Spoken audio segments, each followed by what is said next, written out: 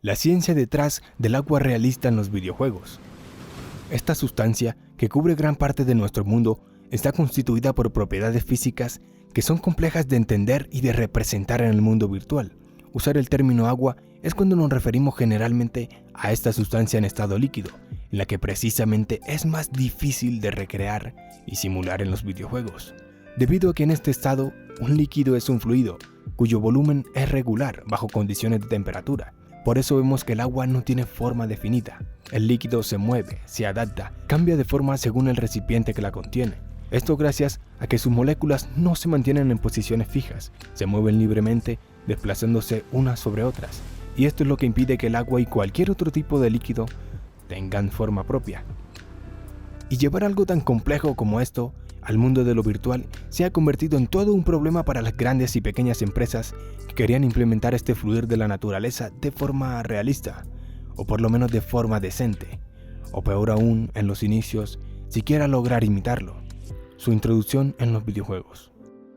Sus primeras apariciones no eran precisamente lo más destacable en esos tiempos, se agregaban más en forma de decoración que de parte fundamental o que afectara siquiera la forma de jugar, en algunos casos, porque la tecnología o el alcance también en los conocimientos no permitían pensar en algo mejor.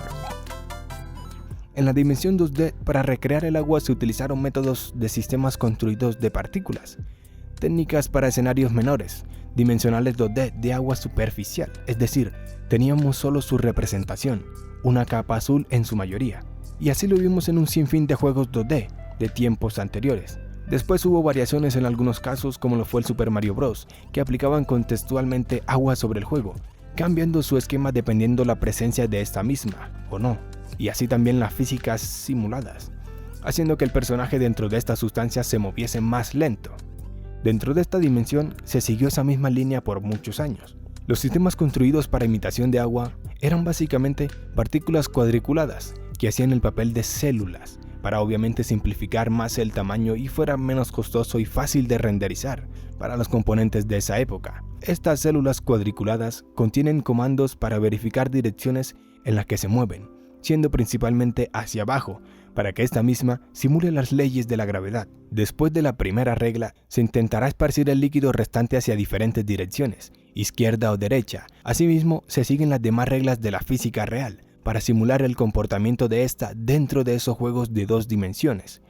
Cuando llega el mundo 3D, lógicamente, se abren nuevos caminos para mejorar, y para que este líquido se convierta efectivamente en un fluido y dejen de ser cuadros, se transformaban estos sistemas para formar realmente partículas, y multiplicando millones de interacciones a la vez, dejando de ser algo cuadrado a ver realmente un líquido fluir, moviéndose también en las otras direcciones que significaban una dimensión más. Los primeros juegos con polígonos obviamente aún representaban un agua bastante normal, simplemente llenando un vacío tridimensional, de forma estática sin respuesta ninguna, más que unas pocas animaciones. Otros incluían animaciones de olas y propiedades físicas para mejorar aún la representación, y siendo también pequeñas revoluciones que llamaban la atención. Tiempo después, llegaron los famosos shaders, que tenían como fin mejorar con una gran variación de efectos para que no fuera solo una superficie plana semitransparente y tuviera ahora un poco más de profundidad, con distorsión por calor, desenfoque de profundidad de campo y la luz reflejada sobre el agua y la sombra arrojada sobre ella misma, utilizando el método de normal mapping, la comparación con los videojuegos. Y aunque gráficamente se iba mejorando, en las físicas faltaba mucho, porque en su mayoría esos juegos representaban de forma muy estática y sin respuestas en tiempo real, lo que lógicamente es muy complejo y costoso, incluso en estos tiempos, basándose así en animaciones predeterminadas, las cuales tienen un rango de variación muy poco. Entonces, para mejorar esta interacción del agua con los diferentes escenarios y pruebas a las que se quisiese someter, fue necesario implementar más a profundidad las matemáticas, específicamente las ecuaciones de Navier-Stokes. Estas derivadas no lineales permiten hacer un cálculo aproximado de cómo se comportaría y cómo respondería este fluido en comparación con el real. ¡Matemáticas, hijo! Estas ecuaciones describen la física de los fluidos y son usadas en simulaciones que varían en complejidad, desde animaciones de muy buena calidad hasta efectos visuales para cine, consumiendo una cantidad notable de tiempo. Pero también son usadas en sistemas simples de partículas en tiempo real, llegando entonces a los juegos modernos, donde inicialmente se usaban directamente las PCs para realizar millones de cálculos. lo que provocaba que este proceso tardara demasiado y a su vez solo se podían alcanzar resultados aproximados de cómo sería la interacción de este fluido. Con el pasar del tiempo y la continua evolución, la investigación trajo como resultado la incorporación de programas especializados y creados directamente con el fin de hacer ese trabajo, agilizando este proceso y asimismo disminuían el margen de error en los cálculos esperados, lo que permitía analizar situaciones cada vez más complejas, en otras palabras, entregándonos agua físicamente más realista, representada de forma así en varios juegos. GTA 4, Far Cry 4, el mismo GTA 5 presentó uno de los mejores. Ya los juegos complementaban animaciones físicas y gráficos, pero aún así, comparar el agua de los videojuegos con la real sigue estando aún en una balanza desequilibrada. Falta mucho aún en los días actuales. Unreal 5 desde hace un tiempo viene demostrando que los límites pueden superarse. Gráficamente su nivel mostrado indica que se puede ir un nivel más allá.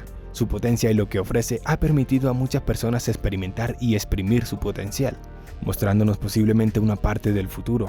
Y así también, en el ámbito de sus fluidos, se han creado infinidad de escenarios en los que gráfica y físicamente presenciamos resultados bastante realistas, mostrándonos lo que se puede lograr con una materia tan compleja como esta. También una variedad de programas más especializados y enfocados en simulaciones, como lo es Flow 3D, han mostrado y servido soluciones a problemas para diferentes situaciones de la ingeniería marítima. Ya ese es otro nivel. Otros no tanto hasta ese nivel han traído la experiencia más cerca, como Blender 3D, que a pesar que se enfoca en el modelado, también sirve en simulaciones de muy buena calidad, en líquidos y gases, simplificando el proceso ya mostrado de las cuadrículas. Este y una variedad de programas han mejorado con el tiempo las simulaciones de esta misma sustancia, con pequeñas mejoras sin destacar demasiado.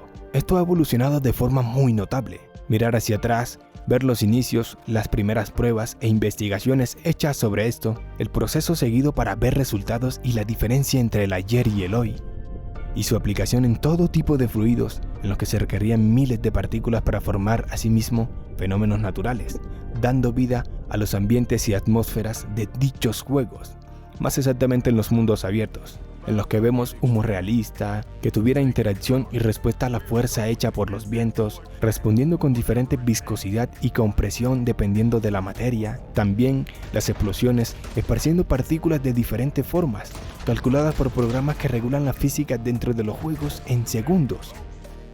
Esto es la magia del agua en los videojuegos, su ciencia, cómo se implementó, las maravillas de los mares siendo la principal atracción en este apartado visual e interactivo, y una de las más favoritas búsquedas de lo realista dentro de este extenso universo virtual. Esto fue una pequeña reseña sobre datos que podemos aprender y recordar que para llegar a esto se inició con esto. Se resume en procesos y mucho tiempo. La maravilla de la ciencia. Yo soy el Nietzsche.